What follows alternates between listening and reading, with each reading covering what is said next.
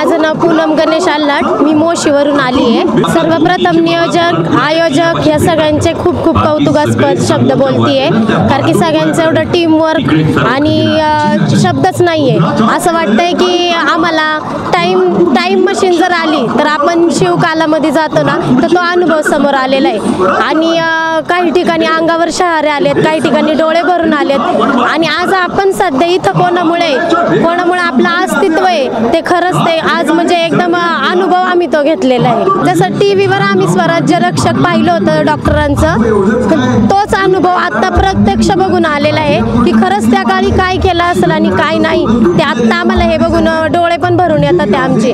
आणि मेन म्हणजे आभार मी दिलीप सोनीगर ज्वेलर्स यांचे मानते आहे की त्यांनी आम्हाला ही संधी म्हणजे दिली।